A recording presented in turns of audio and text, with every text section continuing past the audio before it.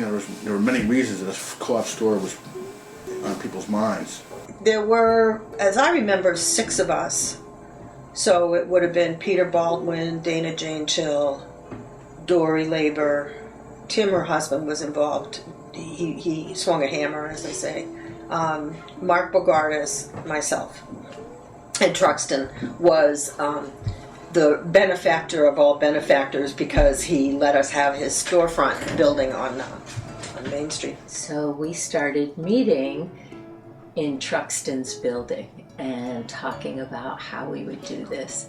And it was just, it was the right idea and the right time and the right place. And we pulled it together. None of us really knew much about building an organization like that. The fact that Truxton had a building that he was willing to let the co-op get established in before even charging rent made it possible for us to start.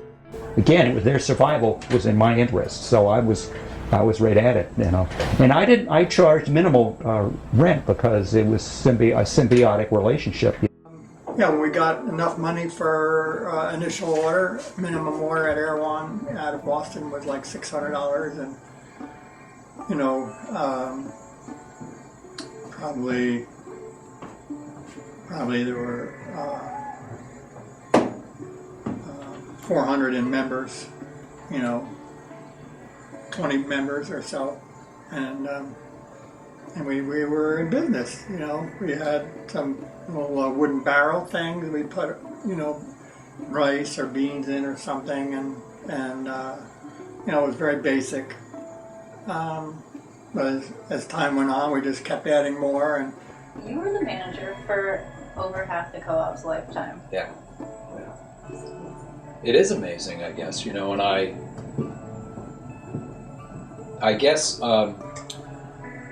the difficulties and challenges, the ups and downs, whatever, I am really obviously proud to see, we're still here.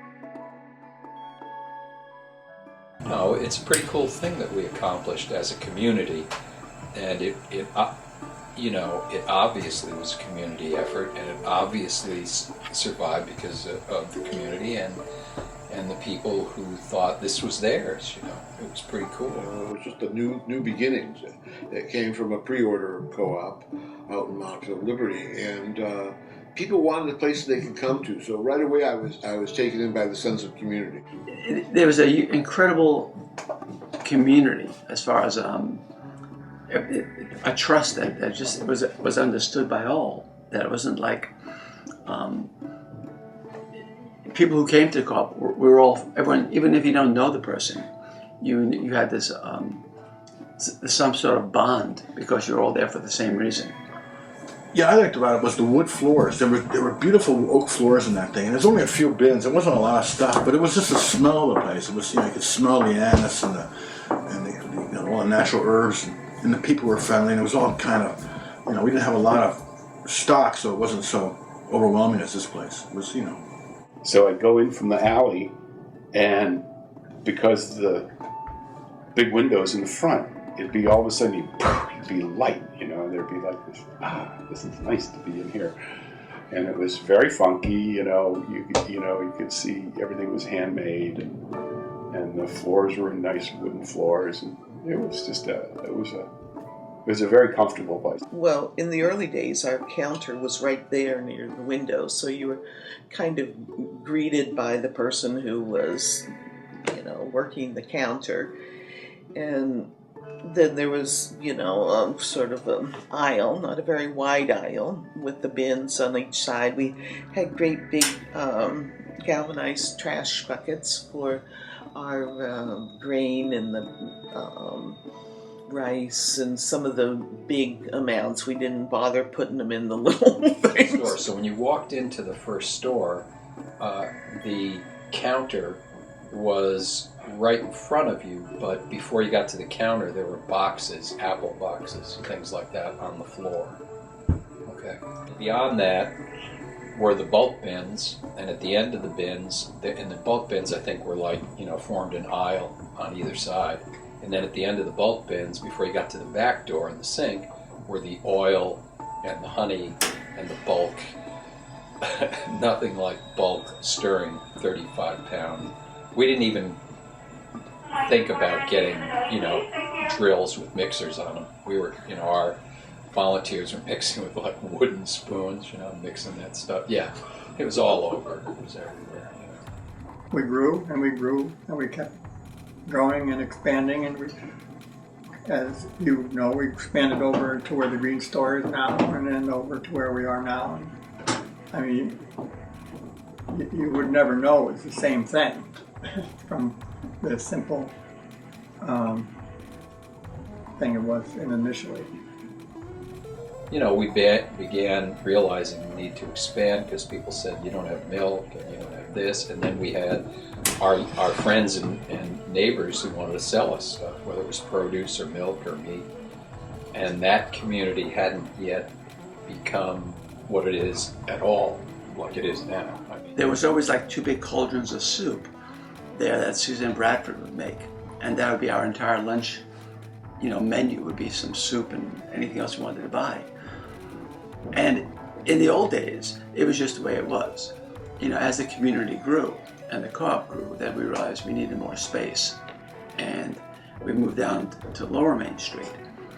But the time we were at Trux's building was a very, very easy transition from a small time getting bigger and bigger until we outgrew the space. the volunteers would come in and pack fruit and clean and just stock shelves. 40 years ago there were less regulations, or we didn't really pay attention to them. Which was, part of the milieu back then, very anti-establishment,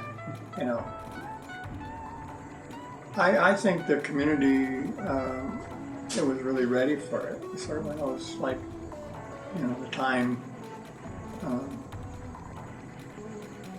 I forget how the saying goes, the time is ripe for them. But, we took a chance, and some of it worked and some of it didn't. Any case, in the second store, we had a couple of crock pots, and then Emily started bringing in her bread she was making. Oh yeah, in the second store, right by the window where I sat, there was like a desk and a window, so I always wanted to be connected to the store, and when we were here, I had the office up front as soon as you walked in on the left, and I felt that was really important. And then people kept saying, you can't be a general manager there, you're too distracted, people are coming in and talking, but I thought that was invaluable. So I wanted to connect to the regular people in the community, but it was funny, we kind of skipped a generation. We hit a good thing with the older folks. I always thought that what kept us alive was our commitment to community and our friendships with our suppliers and the attitude that we were a co-op, whatever that means. And then people, of course, moving to the area thought this was one of the reasons they were going to move here. That people would say that, and it was such a nice thing to hear. You think of Belfast, you think of the co-op. So.